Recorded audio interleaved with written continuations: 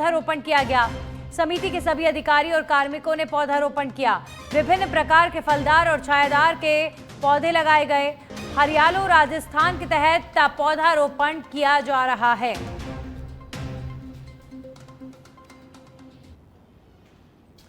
तो नया पंचायत समिति परिसर में सघन पौधारोपण का महाअभियान लगातार जारी है। प्रदेश भर में इस समय वृक्षारोपण किया जा रहा है और चूंकि सावन का महीना है तो ऐसे में प्रदेश को हरा भरा करने के लिए कई तरह के अभियान भी चल रहे हैं।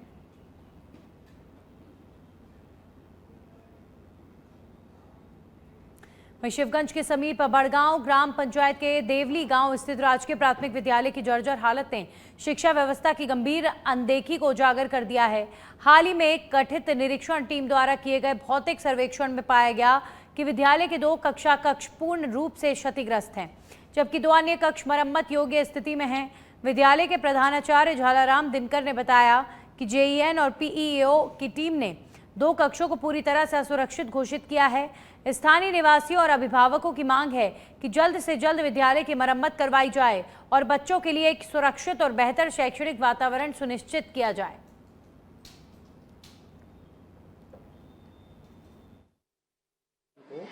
हमारे विद्यालय का भौतिक रूप से इसका अवलोकन किया गया, जिसमें से हमारे जयन साहब जो टीम गठित थी पीओ साहब उनके द्वारा अवलोकन किया गया भौतिक रूप से, जिसमें 2 कमरों को पूर्णतया क्षतिग्रस्त बताया टीम के द्वारा और 2 कमरे आंशिक रूप से उन्होंने मरम्मत योग्य बताया, जिसमें से मैंने तत्काल उस पर कार्रवाई करते हुए 2 कमरों को पूर्णतया बंद कर दिया।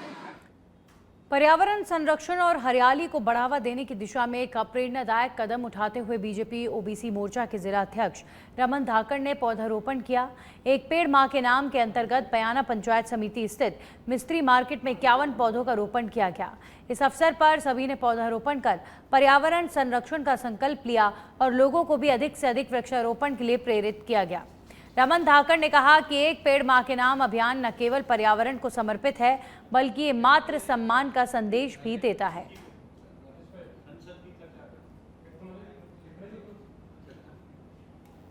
अब खबरों में आगे बढ़ेंगे और बात करेंगे। खबर रावतसर से है, जहां पर उपखंड मुख्यालय पर स्थित पीएम श्री राजकीय उच्च माध्यमिक विद्यालय जर्जर हालत में संचालित हो रहा है। हालत यह है कि इस विद्यालय में कुल 40 कक्षा कक्ष हैं, जिसमें से लगभग 20 कक्षा कक्षों को मरम्मत की दरकार है। लगभग 10 कक्षा कक्षों की छतों से पानी टपकता है। वहीं स्कूल की छतें भी काफ़ी कमज़ोर हो गई हैं, जो कभी भी हादसे को दावत दे सकती हैं। वैसे तो प्रदेश के एक स्कूल में हुए बड़े हादसे के बाद सरकार ने स्थानीय प्रशासन से ऐसे क्षतिग्रस्त स्कूलों की सर्वे करने के आदेश दे दिए हैं, लेकिन देखने वाली बात यह है कि कब तक इन स्कूलों की मरम्मत कर विद्यार्थियों को दी जा सकेगी।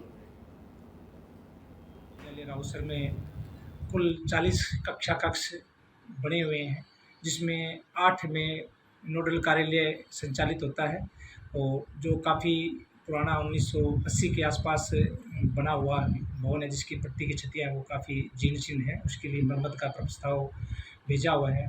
दूसरा, जो 1980 के आसपास निर्मित 10 कक्षा कक्ष हैं, जो जन सहयोग से भामाशाहों के द्वारा उस समय बने थे, वो जीर्ण शीर्ण अवस्था में है और वो भी उसका भी प्रस्ताव भेजा हुआ था लास्ट ईयर। वो स्वीकृत होकर बजट उसका लगभग 18 लाख रुपए आ गया, जिसकी समाचार हमें मिला है।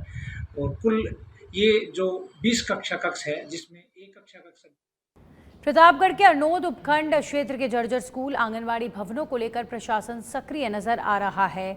उपखंड अधिकारी काजल मीना ने निरीक्षण कर इन भवनों को अन्य सुरक्षित स्थानों पर शिफ्ट करने के निर्देश दिए। निरीक्षण के दौरान कई भवन सामान्य स्थिति में संचालित पाए गए, जहां बच्चों की सुरक्षा को लेकर संभावित खतरे बने हुए हैं।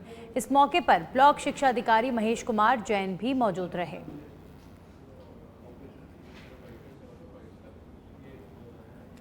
झुंझुनू के नवलगढ़ से खबर, बैंक के बाहर खड़ी कार से 60,000 की नकदी चोरी हो गई। अज्ञात चोरों ने कार का शीशा तोड़कर बैग में रखी नकदी चोरी की। पोदार कॉलेज रोड स्थित एसबीआई बैंक के सामने की घटना। सूचना के बाद मौके पर पहुंची नवलगढ़ पुलिस सीसीटीवी के आधार पर जांच में जुटी हुई है। बैंक में गया था, बैंक में वापस आया तो 11:20 में वापस आया। 11:20 पे या 15 से पहले आ गया था। फिर मैंने देखा तो शीशा टूटा हुआ था, तो मैंने सोचा शीशा क्यों टूटा है, मैंने गौर नहीं किया। फिर गौर किया कि यार बैग भी ले गए, हो सकता है चोरी हो, कुछ वारदात हुई हो। फिर मैंने नहीं बैंक में जमा करवाया था कुछ, और कुछ सरस्वती स्कूल की कोई किसी ने दी थी।